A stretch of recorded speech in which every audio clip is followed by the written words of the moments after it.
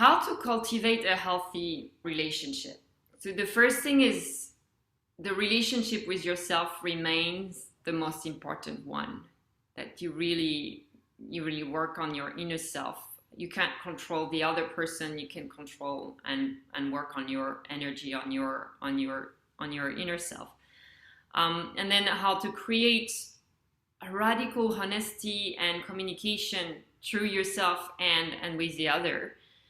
And then the third thing is be the light you want to be. If you want more love, show more love. If you want more joy and fun, show more of that. So we'll talk through those different aspects, and really looking forward to hear what you think. Maybe you even have really important things to add to that list. But the relationship you have with yourself remains the most important of all. It determines how you see the world, how you show, how you receive love.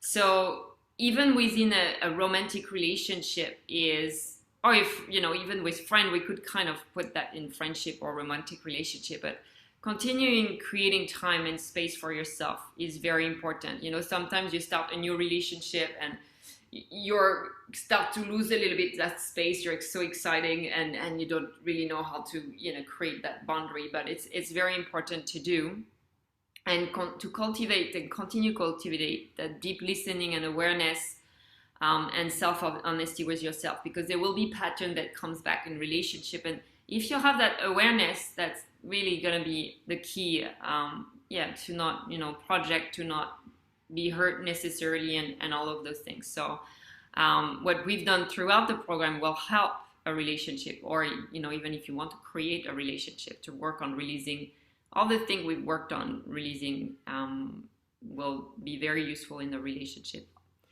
So you don't have to be perfect, sometimes we say, oh, you have to love yourself completely before you enter a relationship. Well, I don't think there will be a ton of people in relationship yet. If you needed total unconditional self-love to enter a relationship, so you can enter it without having reached that total unconditional self-love, because you'll continue to grow anyway each year. There will be some peeling of the onions, and there will be some growth from both sides, from your partner side and from yourself. So they will be there. Having said that, I think, for a healthy relationship, to have a degree of self-love, but of self-honesty and awareness and acceptance of yourself will be very, truly important, to understand what are your triggers, what are your patterns, why is that triggering you in the relationship, and so on.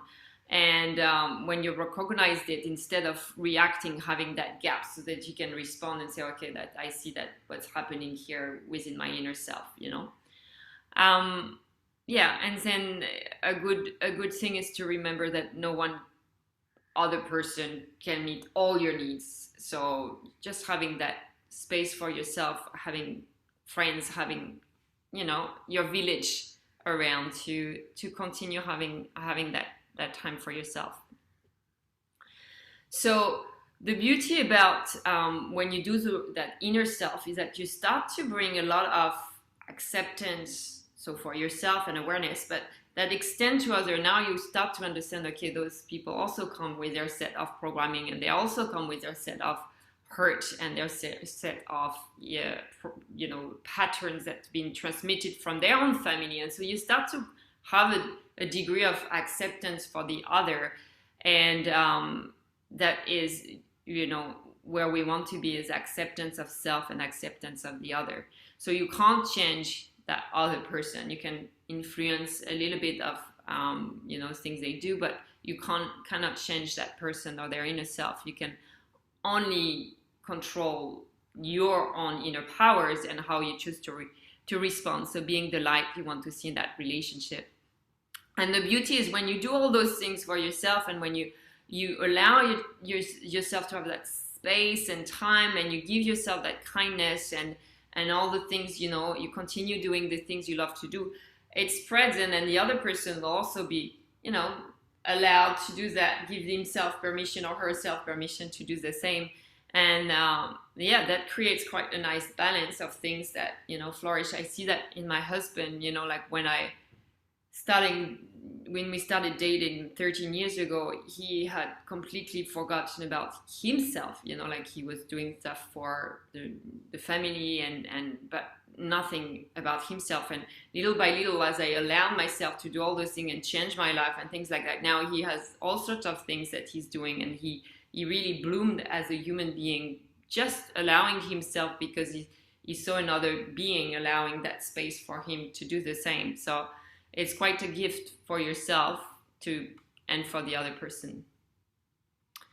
So the other thing is honesty and communication. Honesty for self, but also being able to create that safe place where you can have honest and vulnerable communication. So deeply listening, and as we've learned throughout the program, to release that judgment of yourself, also starting to listen and release the judgment you hold and the expectation you hold for the other as well. And sharing your truth with love and acceptance, knowing all the things now that you perceive the world with your own lenses, being able to be vulnerable, to create that true connection. So the more vulnerable you are, the more true you are, the closer the bond will be in that relationship. So having the courage and the space and creating that bubble of safety between those two humans to be able to truly share is very important. And then expect the same from your partner, that they also have that way of being able to be vulnerable, and that they share their truth, but with love and with acceptance and also awareness. So I have that good rule of thumb that if it still bothers me, if something they've done, or even friends, or even things outside, and if, sometimes it bothers you, and then it's just something inner that you can work out quite easily, and after the next day you've already forgotten about it, it's all good. But if it still continue to bother you within the next day, I tend to want to, I'm gonna communicate it quite fast and not let it ruminate in my head, and that's quite good as well, and quite important. So, and a good way to communicate is first to know if this is a good moment for the other person to have a feedback given. Sometimes people are busy or in a hurry or not in the right space, they're not feeling good themselves, so that might not be the right time. So asking if it's okay to share at that stage, or even having the feel that it's a right moment or not. And then communicating feedback is really powerful when you don't, and it goes usually very well if you don't attack, if you don't point fingers. If you simply say, when you do that very, very factual, I feel this. So for example, I think the last time, a couple of days ago with my husband, we were having discussion. My son was telling me about his school and he was not very happy. So I was quite triggered, and I just want my son to be happy. And I tell my husband, and he's just really quite numb and start to kind of shut down. And I was telling him, so when you do that and you don't talk anymore, I feel lonely in the team we are, because I just want my son to be happy. My intention is my son to be happy. So when I'm sharing that and you're just not talking, I feel lonely in the couple. And then recognize that you're not sure about the intention behind. I don't know why my husband suddenly is shutting down. So I'm like, so what's the intention behind that reaction? And then he shares. He's a little bit slower to process a little bit his emotions, so it takes him a little bit longer. And I express clearly what I need is I like to really feel like we're a team, especially when we deal with something where I just, the most important things for me is that my sons are happy.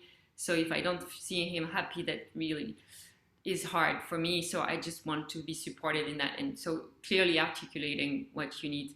And you can try it now. You've expressed your love, your truth with love, with, not pointing fingers, not saying, you're an unemotionally available bee, no, there's no pointing fingers, just how you feel.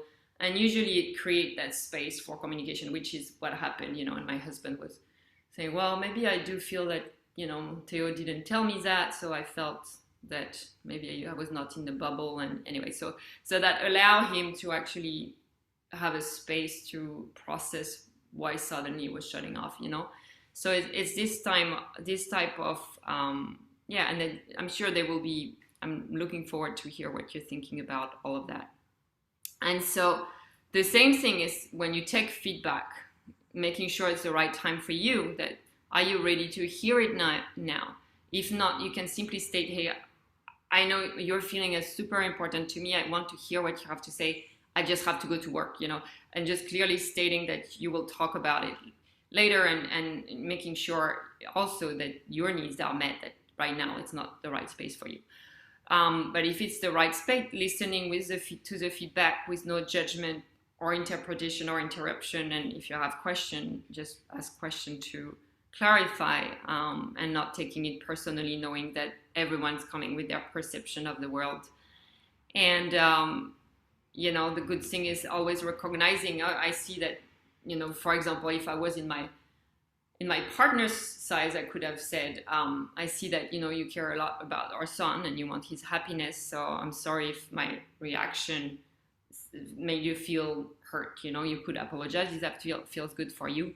My intention was X, and then what I would need from you, and then you can have that connection about how can we communicate even better. And we did that with my husband. We're like I say, so they didn't go very well at the beginning. What could we have done better? And you know, and we kind of come together to what we could do better to communicate in situation where there is a little bit of a trigger and an emotion coming up. And the last thing I wanted to mention is show and express love. So yeah, if you want more love, you know, giving more love. And we all have different love language. Some of us, you know, want to do things. My husband's definitely you know, he does stuff for me. He goes put in gas in my car. He cut the trees. He's renovating the kitchen. He's a doer. Like, that's how he's showing his love. He's not going to necessarily say it often or give me a hug. I have to recognize, okay, this is his love language, and I appreciate what he's doing for me, and I know that's him saying I love you. So being aware of that, so that you're not triggered. You know, if your love language is, oh, you want a hug, or you want people telling you I love you. If your partner has a different love language, that it's clear that, you know, you can recognize the love when it's communicate maybe a different ways than your love language. So knowing that.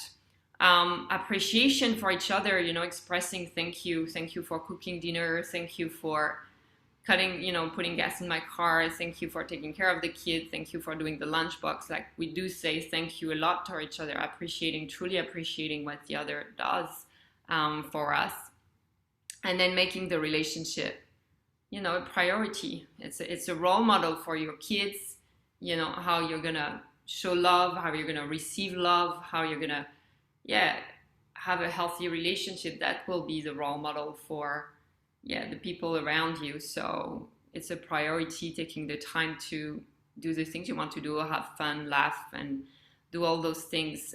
Even though, you know, when you have kids and you need to do one-on-one with each kid, one-on-one with you, one-on-one with the husband, sometimes it feels like it's a lot to fit in. But even like finding little moment to connect every day, even if it's 5 minutes, how are you doing, you know, like a true connection, it's important.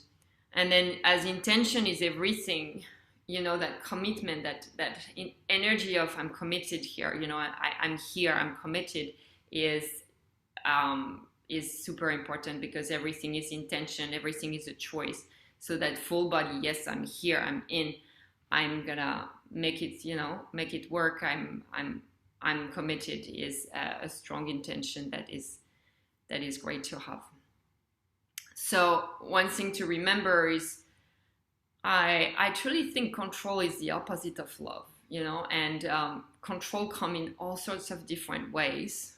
And so over responsibility can be a form of control and can be very disempowering. I see sometimes in relationship, someone that's going to do so many things, and the other, you know, doesn't have that power to feel that they can do other things. So that can be a form of disempowerment and control. So just looking at is there time where you feel you're controlling, and it's okay, it's like, again, our old programming coming, but really a relationship where you feel free is a relationship where you can bloom, and where you feel safe and nurtured, appreciated, loved, and you feel free. It give you wings to try new things, to create your dream life, and to be a model for others as well. And yeah, so I think when you reach a point where you can feel that, yeah, the other is free and you're free, and you're just, have that safe base camp of the relationship that allows you to have wings. That's yeah, that's a beautiful, beautiful, healthy way to have a relationship. And everything is a choice in life, so it's a choice in the relationship you are. It's a choice to commit. It's a choice not to control. It's a choice to bring more fun. It's a choice to be vulnerable. It's a choice to truly listen. It's a choice to show love, and for yourself and for the other.